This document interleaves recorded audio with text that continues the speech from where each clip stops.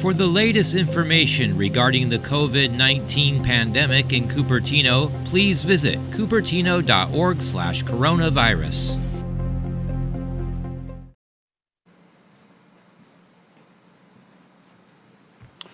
Well, good afternoon. I wanted to talk a little bit today about debt, student loan debt first, and a commitment that we have received in partnership with a number of other states led by the extraordinary leadership of J.B. Pritzker, my friend, the governor of Illinois. 21 out of the 24 largest student loan servicers in the state of California have agreed to a 90-day forbearance on student loan debt, impacting over 1.1 million Californians with loan debt. No burden now placed on them over the next 90 days, no impact to their credit rating, no late fees or fines, and actual support in terms of getting new payment plans in place for future processing. I want to, again, just congratulate JB on his leadership on organizing this framework, profoundly important to student loan borrowers in the state of California. And I want to just applaud those 21 of those 24 service loan providers or servicers for their willingness to step up and help support those that are struggling to pay their student loan debts. The second debt-related announcement I wanted to make was in relationship to the CARES Act.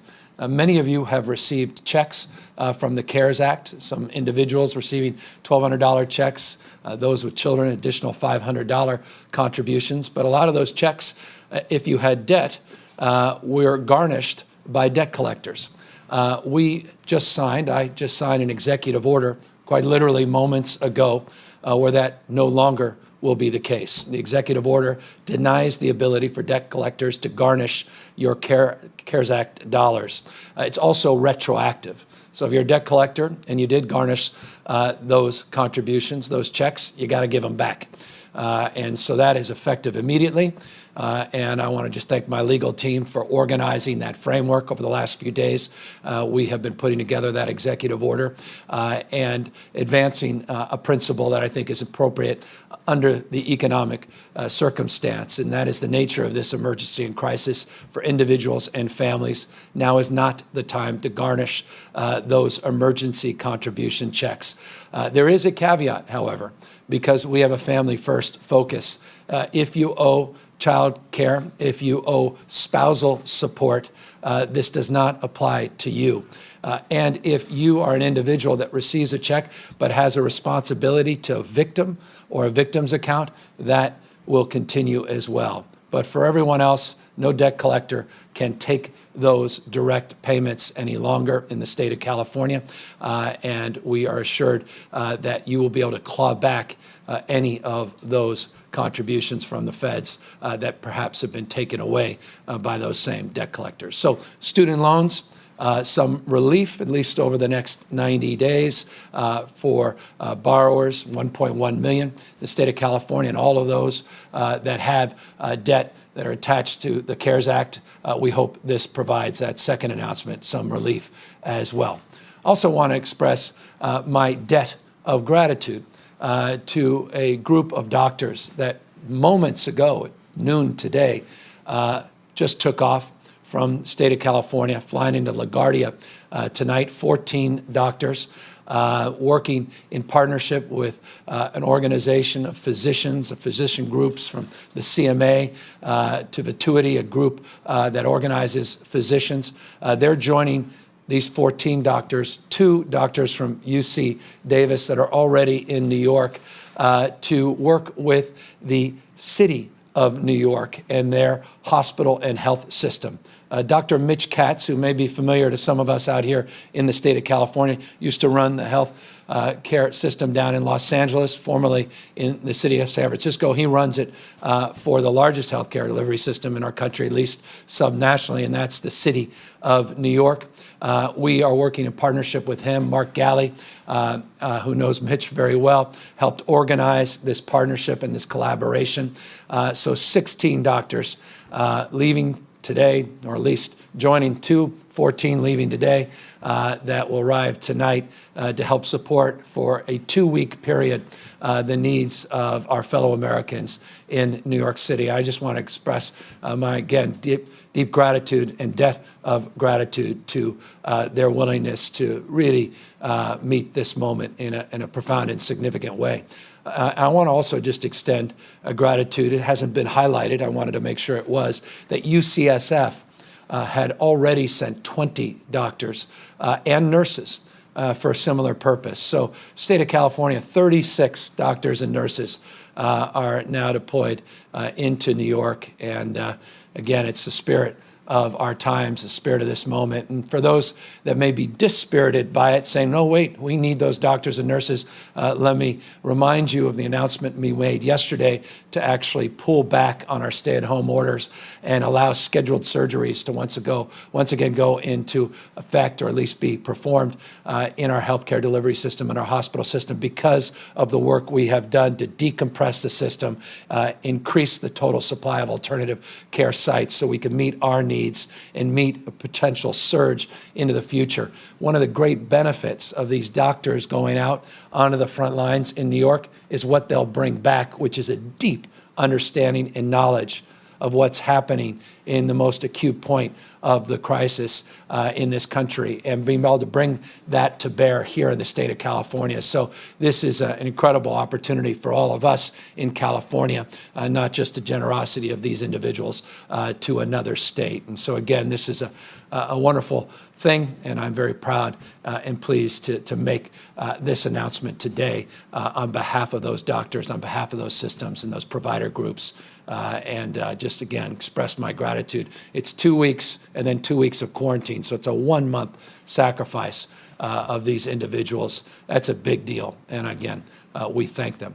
I also want to just thank, yesterday announced that the president was extending support for new swabs to get more specimens, to increase our testing capacity. We got word today that 100,000 swabs that he committed this week, 90,000 are arriving, and we'll start to distribute them in the next day or so. That's very encouraging. I know it's not the 100,000, but they told me they'll make up for that 10,000 next week when the 250,000 arrives. So conversation, commitment, promise made, promise kept, 90,000 on the way, be distributed tomorrow. I also want to just extend, in terms of numerical considerations and numbers, a depth of gratitude for all of you that signed up for the Californians for all.ca.gov website. Remember, just 2 days ago, we had a call to ask for people to volunteer their time, attention, their passion, and their sense of purpose to a cause bigger than themselves, and we would match that cause geographically to an area of interest. Over 22,000 people just in the first day signed up and went on that site. And I just want to thank all of you that did do that, and all of you that are thinking about it. Just remind you, Californians for all.ca.gov. That website's available to you to roll up your sleeve and do a little phone banking, help out the food banks, maybe go to a blood bank and donate blood, or provide other kinds of talents and supports. And again, it's a dynamic site, and one of the first offerings and one of the most impactful things the first cohort of volunteers is doing is making neighbor-to-neighbor phone calls, particularly to seniors that are struggling with social isolation. Others are doing food deliveries, but even those phone calls go a long way and make a big difference. Also want to just express gratitude to the folks at EDD. A lot of attention on unemployment insurance in this state. But just since March 15th,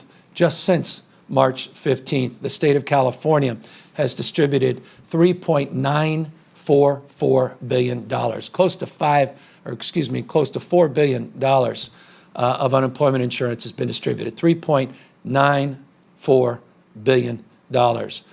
Interestingly and coincidentally, to 3.9 million individuals just since March 15th. And I say that to make this point. None of us are naive about the responsibility we have as a state and his administration to make sure that call center gets cleaned up and we do more at continuing to process those claims. Almost $1 billion of claims since Sunday have been distributed. Just give you a totality of what's out in the millions that have been processed just in a number of weeks. We had over 1,300 people, I announced, that were redeployed well over a week ago. We got the phone lines operational 8 to 8 and 7 days a week, not just 5 days a week from 8 till noon. And in that process, we're continuing to process more claims and address some of the anxiety around getting access to an individual, a human being, to answer the phone. We're adding a few hundred more personnel to that task, and we have some business process improvement strategies we're organizing with Covered California. A lot of best practices we're taking from their call centers and other, our tax board. It's interesting. Everybody's coming together, not just, again, to increase points of access, but the quality of the interaction as well. So I just want to head that off, let you know we are working overtime on that. We have a wonderful team led again by Julie Sue, and we start every morning call, and she reminds everybody we're on it, we're doing more, we've got to do better, we understand we have to do better, but I do want to just extend a gratitude for the close to $4 billion that they have processed just since March 15th. For what it's worth, 3.3 million people have filed claims since March 12th. You may wonder why we've distributed 3.9 million checks and only 3.3 million people have filed claims. Those were folks who were in the queue before March 12th. But March 12th marks a moment where we started to see a big spike in the total number of applications and the total number of requests. Speaking of requests, every day we're requested to appropriately update you on the total number of lives lost virus, number of hospitalization, ICU, and as well number of people that have tested positive. Let me briefly go through those. Yesterday was the deadliest day for this virus in the state. 115 human beings lost their lives, families torn apart. It was the deadliest day in the state of California. I don't say that blithely. I don't say that certainly cheerfully. I don't say that except in any one of those individuals. Each one of those numbers represents a family, represents a life lost, and a journey that their families will be on and their loved ones that is very different than the one that predates their passing of that loved one. But it's also a reminder we're not out of the woods yet. I know there's deep desire. People are making calls on an hourly basis saying it's time to open back up. Consider the deadliest day in the state of California in the last 24 hours, 8.5% increase in the total number of deaths. We saw 5.6% increase in the total number of people tested positive in the state of California. But there was some positive news despite those numbers. And that was for the first day we have been putting together our number of hospitalizations and number of ICU patients. We saw 4 things happen at the same time. I mentioned just a few days ago we saw the first thing happen at the same time, and that was the number of hospitalizations and number of ICUs decline together. That happened again today. Hospitalizations down 0.4% and 1.2% decline in ICUs. But what happened was also significant. What was also significant is the number of what we call PUIs. These are persons under investigation. And both for hospitalizations and for our ICUs, we saw those persons under investigations drop as well. So all 4 of those categories dropped, only reinforcing what we advanced yesterday, some stabilization in that curve. But with deaths and still positives going up, again, I caution people that we're out of the woods. And that's why I continue to encourage all of you to do what you've done that led to that stabilization. Leads me to announce those 4 categories are beginning to decline, and leads me to further the call of practicing physical distancing, social distancing, and appropriately wearing face coverings when you cannot practice physical distancing at the grocery store or elsewhere. Look, we're walking into a very warm weekend, the most beautiful weekend, to the extent you love warm weather, since January, at least or since arguably last summer in the state of California. And that means people are prone to want to go to the beaches, parks, playgrounds, and go on a hike. And I anticipate there'll be a significant increase in volume. But I also think if there is, and people aren't practicing physical distancing, I'll be announcing in a week or so these numbers going back up. I don't think anybody wants to hear that. I don't want to share that information. But that's really less up to me. It's more up to all of you. And the peer pressure, the social pressure, making a phone call in the next few days. Maybe you got a teenage son or nephew, niece, and you think, well, you know what? I should check in with Bobby and just say, hey, I know you are likely to want to get to that beach, but just be careful. If you do, make sure it's open, and if it's not open, abide by the rules. If it is open, just abide by social distancing, practice physical distancing. Let's not dream of regretting. And I just want to, again, encourage people to be safe, stay at home to the extent possible, and practice physical distancing. We'll continue to practice what we preach, and that is constant and never-ending updates to you on our thinking about how these 6 indicators that we highlighted yesterday, one deeply highlighted on testing, what those indicators are telling us and how they're guiding us in terms of next steps and next announcements. Yesterday, we made that first announcement, again, to begin to pull back on our stay-at-home order. That's a positive sign, but it was the indicator that gave us that green light, gave us that sign. We need to see other green lights, and those other indicators provide us similar guidance in terms of making decisions. It won't be a letter I receive, a tweet. It won't be the expression of frustration that I and all of you share in terms of the stay-at-home order. It will be those indicators that drive our decision-making, not dates. We don't debate dates. We look at the facts objectively. We're not ideologues. I'm not an ideologue. I'm open argument, interested in evidence. And I'm well aware of the arguments of regionalism in this state. I'm well aware that this state, as I often say, is many parts, not just one body. And I recognize the differentiation, not only between regions in this state, but even within cities and counties in this state. And we monitor, we mark that, and we understand that in detail, and we see that nuance. And that data is all matched up and collected, put through that lens of these 6 key indicators and that roadmap to recovery. And I can assure you, in real time, and I hope that's every few days, we're going to make announcements as we toggle. Again, move that dimmer up and down, not this light switch, because there's no such thing as reopening and back to normal. It's normal with caveats. It's reopening with conditions.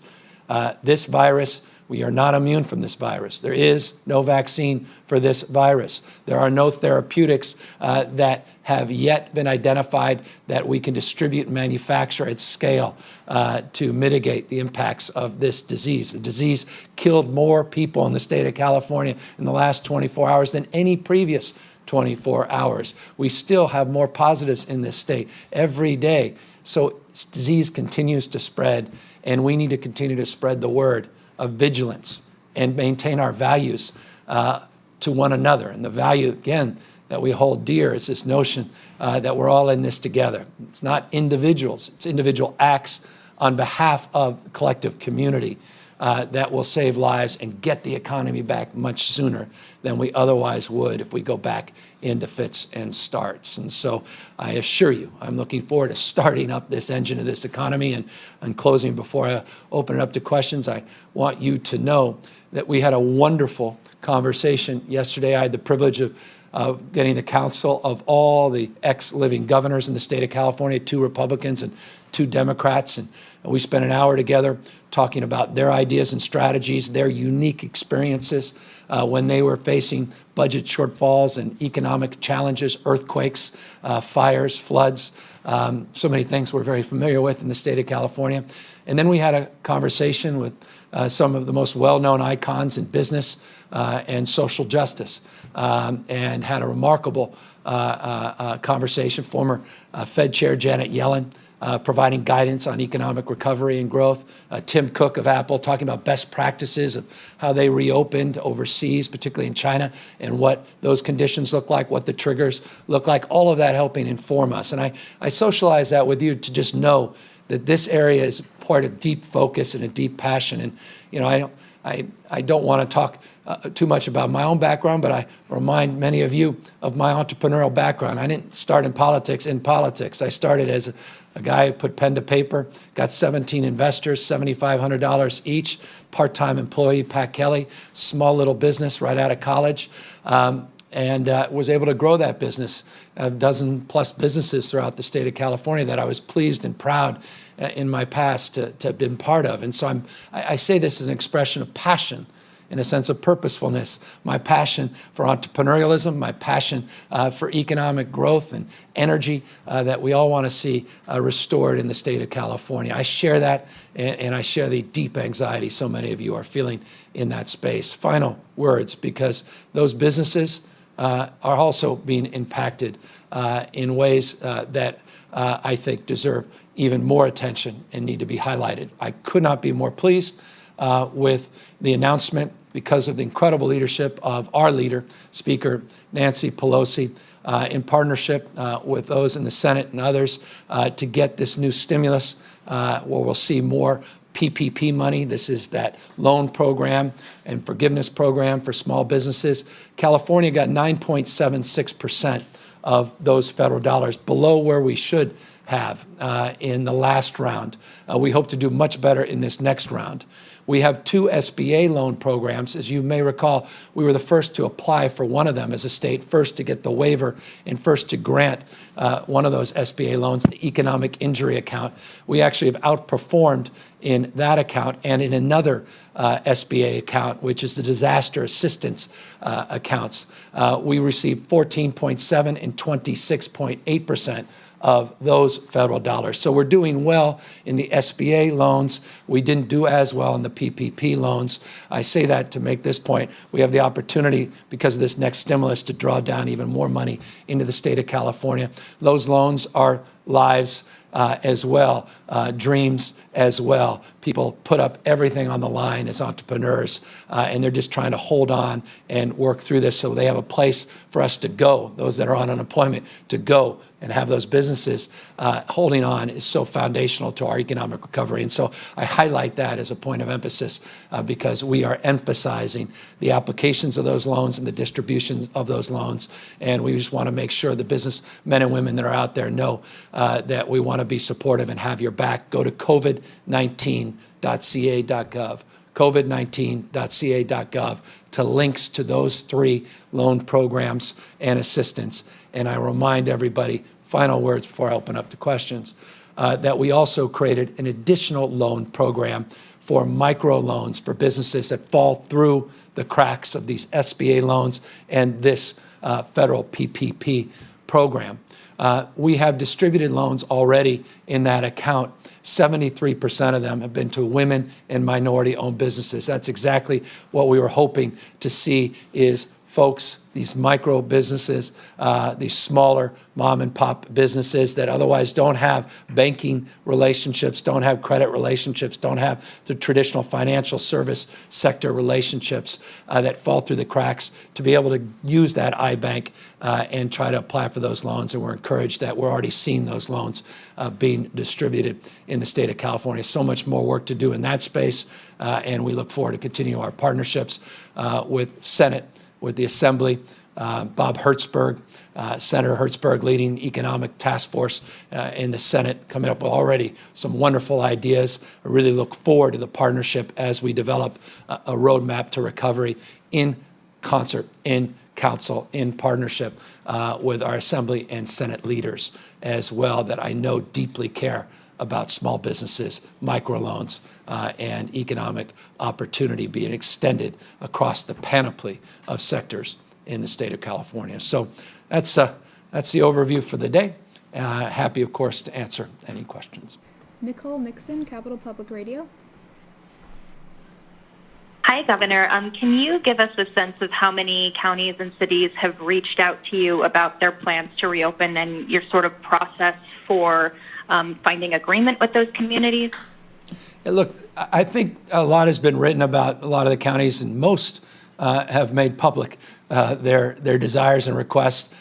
Boards of supervisors have sent letters, mayors have sent letters, legislative leaders have sent public letters. I haven't even received them, but I read about them, and I say that lovingly because I recognize the spirit of the moment. And there are many. I don't know the exact number, but you've all, I think, written very comprehensively about this, and not surprisingly, there are many others out there in real time that may have just come in the last few minutes. There's a deep desire to know when, and as I said, it's not a date, it's an indicator, and it goes through the prism of these 6 specific indicators, and that's the response we have when we have those conversations with county leaders and business leaders, with Rotary Club leaders, with mayors, city council members, and we say, look, if we can work together and we can work to advance our collective cause of safely reopening by making sure all of us are checking off the same list, then we're going to be able to advance some loosening of our stay-at-home orders sooner, as opposed to chasing folks down that get ahead of themselves, only to find that perhaps they went too soon, too fast. I don't even need to remind you, just interesting, the national conversation we're having about other states, and even the president commenting about one particular state where he felt there needed to be some reconsideration of those recommendations. It's just an expression of the obvious that all of us are trying to work this out in real time. But at the end of the day, for us, it's not top-down, it's a bottom-up process, recognizing each region is unique and distinctive, and we really want to think about this regionally as a framework, regions rising back up together, but we've got to stay together to the extent possible. But I recognize 480 plus cities, 58 counties, that's a challenge, and we're going to try to manage that challenge as effectively and efficiently as we can. Karma Dickerson, Fox 40. Hi. With respect to testing, this question is about maximizing the existing capacity. For example, Verily in Sacramento has a max of testing 350 plus people, but they've been averaging about 215 appointments a day and 165 people tested. They said they've never gotten to their scheduling or their testing capacity. And they also have put out a push to get more people tested. However, as people are doing the screener for an appointment, even if you say you have symptoms and pre-existing conditions, people are still being told they don't qualify. Also, there is a list of essential workers. It's prioritized to healthcare, first responders, and corrections. Nothing about grocery workers or like postal workers or journalists, other people who are out and about. So when asked about the criteria for testing, that county basically says it's up to the state. So given that they are testing less than half their capacity, should those screening standards be relaxed? And what oversight is there to ensure that all of the testing sites and future abilities will be maximized? As you know, we put together a testing task force over a week ago. They're very organized and deliberatively work through that testing protocol on a daily basis and make adjustments. I'll just give you an example. Those 90,000 swabs for specimen collections, that works through the process of this task force in terms of how they'll organize that distribution. Yesterday, we made the announcements of the expansion of 6 additional sites with Verily, in partnership with Verily. And we also made an announcement 2 days ago about the lifting of the criteria in terms of who we're prioritizing for testing to asymptomatic, not just symptomatic individuals. We do through a multiple lens. We're the first state in the country to do that, to make that announcement and to begin to advance a loosening of those guidelines very directly along the lines of your question. So the answer is yes, we are adjusting those guidelines and have done so, and making sure we socialize them throughout our entire testing system. But the idea is a simple one. We have individuals that work as LVNs at SNFs. Young individual may not have any symptoms, but may actually have the disease and is spreading the disease. We think those vulnerable individuals, individually themselves, but also to their friends, family, and professionally, they should be part of our testing strategy. So it's focused on that subset. We've taken that lid off in terms of the testing priorities and expanding them, and that should certainly help. I also want to extend the expansion, not just to Verily. Verily is one of our many providers, but we made a significant announcement yesterday, Optum Serve, 80 additional sites. These are end-to-end testing sites. They'll be distributed all throughout the state of California, rural parts of the state. That's happening in real time. Those 80 sites are going out today, tomorrow, Saturday, Sunday, Monday. You're going to see these things set up, and so you're going to see a real loosening of the criteria and the restrictions, significant increase in the total number of tests. We're over 482,000 tests now conducted.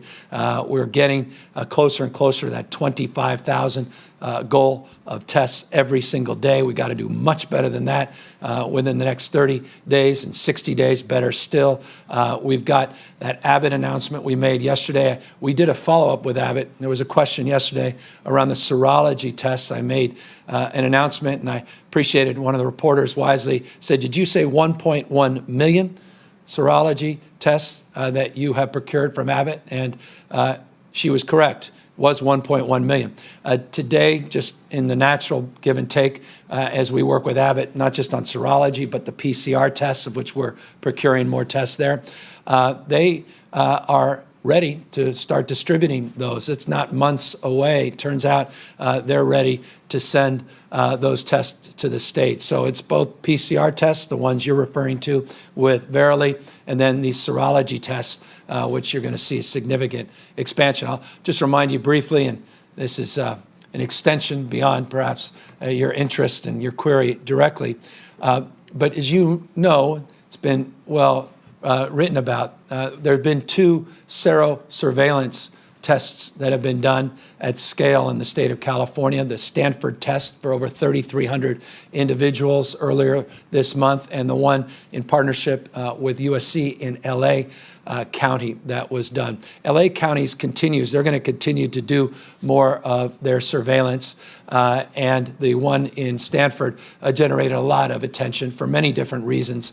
But again, that's also part of the broader testing ecosystem, not just diagnostic tests, but also antibody tests, and also the community surveillance that also is part and parcel of everything that's happening in this space. But the good news is 2,000 tests a day, March, now averaging over 16,000 a day, on our way to 25,000 by the end of the month, and then multiples of that very soon thereafter.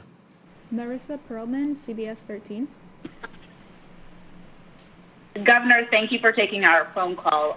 You've continued to speak about this May model. We haven't seen the data or the evidence or these indicators to support that. Where is that data? And also, we as journalists, of course, have so many questions throughout this pandemic.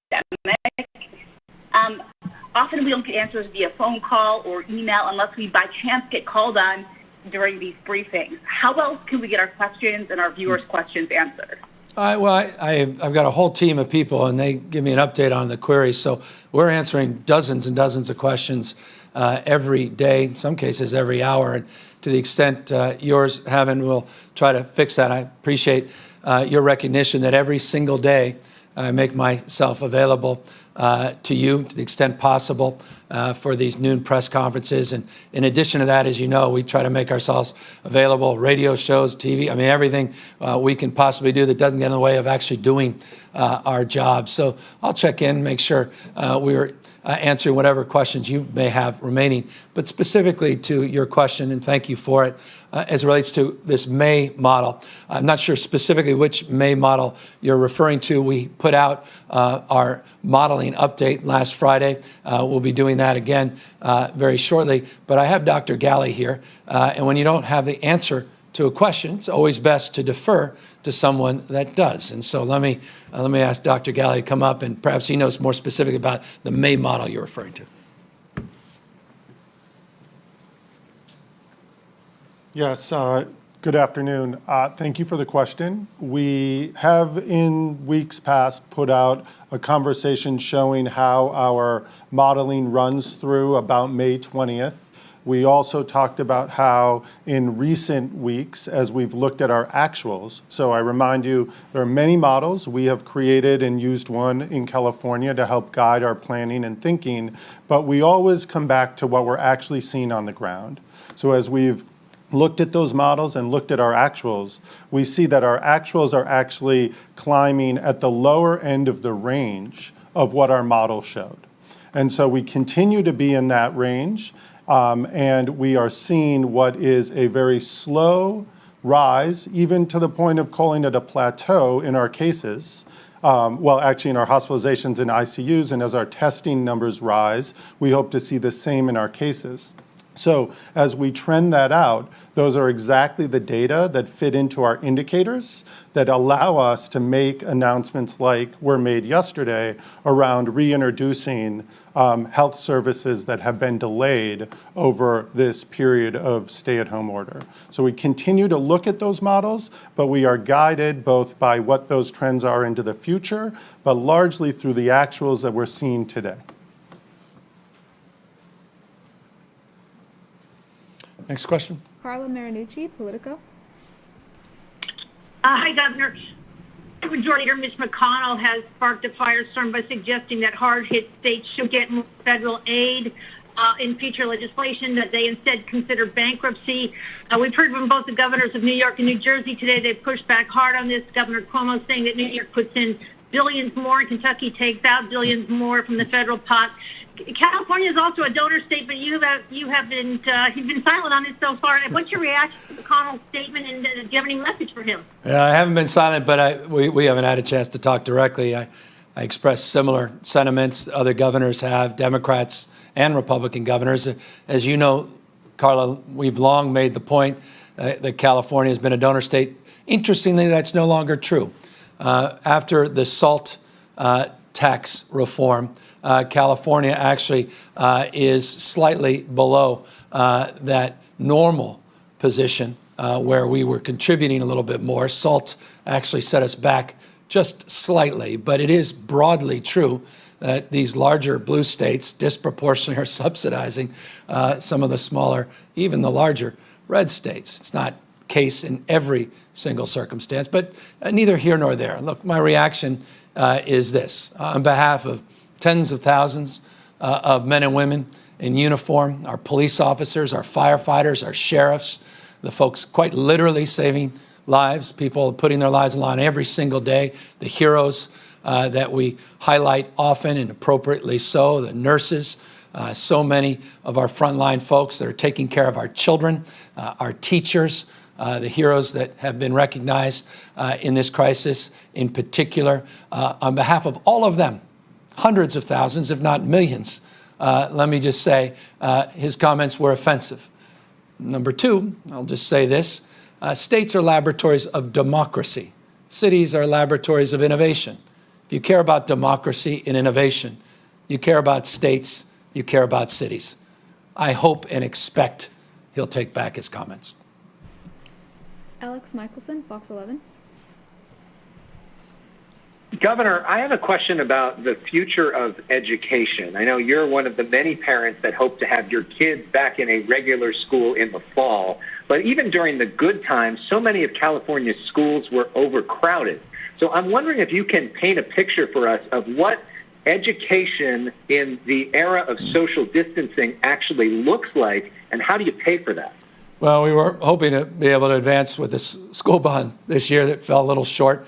That would have helped not only retrofit existing buildings, provide more high-quality educational experience. Interesting, big part of that was ventilation systems that would have helped with the flow of air and provided us more capacity and more resources for more broadband and the like. But unfortunately, voters didn't want to support that at this time around economic uncertainty, et cetera. So we'll have to work through that and around that. But the good news is one of the great dynamics in situations like this is it forces an innovative mindset and an innovative spirit. And we really start thinking about tomorrow very differently with more clarity, more conviction. I was having a specific conversation after our Economic Recovery Task Force meeting about broadband for all, not with platitudes, but to actually deliver on what we have been promising and promoting, it seems, for decades in this country, and what specifically it will take. It's been highlighted in your question around distance learning and those disparities. It's been highlighted by my wife's work with the Superintendent of Public Education, going out and raising the money to procure over 70,000 tablets and Chromebooks and computers to help kids plug something in virtually or physically when they're home. And so it's only underscored the imperative of answering the question in the immediate term, to continue to educate our kids through the end of this school year, and then address their needs with a summer slide that will be even more acute this year, and we're already working to figure out what that looks like in the summer.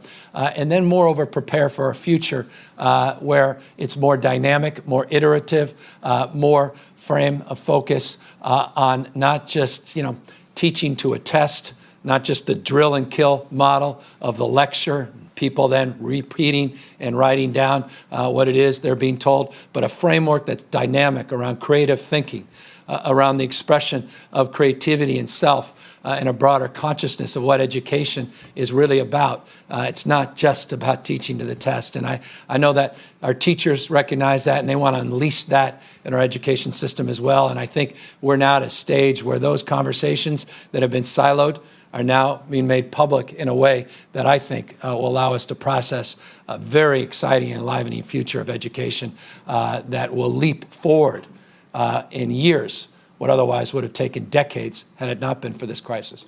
Final question, Candace Nguyen, NBC Bay Area. Governor, we've talked to students who say they have gone weeks without learning since the shutdown. Some districts weren't prepared for distance learning, while others had a tough time keeping kids engaged. Is the state doing anything to provide more oversight, either now or in the future, if we get hit by a second wave in the fall? Yeah, look, we have to do better. I think we've had three or four conversations like this at our press conferences with the Superintendent of Public Education, with the President of the School Board just a few days ago, that one that included my wife, to directly answer the question you just asked today. We didn't wait for the question. We tried to preempt it. Even a few weeks ago with the guidance we put out to all of these districts, guidance, by the way, that was shared with the National Governors Association as best practice for other states across our union. The guidance, however, is not equally distributed in terms of capacity to deliver on it in districts smaller and rural across the state. And we know that. And so the Superintendent of Public Education, the President of the School Board, and others working in partnership with labor and management have been doing everything they can to do more and do better, because we recognize those gaps persist, and we recognize how damaging each and every day that gap advances, how meaningful the gap is in terms of the cumulative impact on a young child's trajectory, a young child's life. That's why I specifically just referenced before your question summer, and already starting to figure out what we can do. You always have this summer slide generally in terms of education. And obviously that's a tsunami this year of a slide backwards if people aren't even getting the basic curriculum and the basic kind of support they deserve at the moment. So look, the 108,000+ Wi-Fi hotspots, that's part of it, and all these new Chromebooks and other things we're doing, that's part of it. Making sure these guidelines are dynamic. We're doing webinars. Almost every week there's a webinar. We really dove deep into special education. Look, all of that is fine, but we need to do more. And I recognize, in the spirit of your question, you talked about the fall, sort of marking a real sense of urgency to make sure we build that architecture through this summer, and we don't wait at peril. We'll be getting questions like this again in 4 or 5 months, and our kids don't deserve to have these questions asked without having the ability to have them answered. So I appreciate your query, and just know it's a point of deep passion for ours. And if you hadn't taken a look at what my wife and superintendent talked about a few days ago. Go back, it's on our website, and learn a little bit more about what we are doing more substantively and specifically to address that question. So, look, I want to just once again address this question that's the elephant in the room. It's a question all of us are asking, and that's when. I'll let you, to the extent the state of California is ready to answer that, I'll let you know what the indicators say. And when the indicators go green, I'm going to go live, and I'm going to let you know in real time what our thinking is and what our directives and guidelines should be. But that is determined on one thing, and that is you. Each and every one of you continuing to take this moment seriously, not just sitting back and saying, well, you know what, I've had enough of this cabin fever. I'm moving on. It's a beautiful weekend. You know what, so be it if I get sick. I just remind you, your individual actions impact others. And not only do I want to keep you healthy and safe, I want to keep others you come into contact safe, particularly our seniors, particularly someone you may come in contact with at the grocery store that may look young and healthy, but may have just gone through a significant chemotherapy or some other issue that you may not see visibly with their immune system, where your decision can impact their lives. Just consider those interactions, consider those examples. Again, this is not a Republican virus or Democratic virus, not a rural virus or an urban virus. Folks in Kern County, folks in San Bernardino, folks in Tulare with what's happening in our skilled nursing facilities. This knows no geography. It's impacting every part of the state of California, not just large coastal cities, not just New York, not just California. And so I'll continue to just offer this. Please stay at home, stay healthy, stay safe, and stay connected to others that are in need and that need your emotional support. And to the extent, as always, you can contribute your time, your attention, check out that website, californiansforall.ca.gov. Take care, everybody.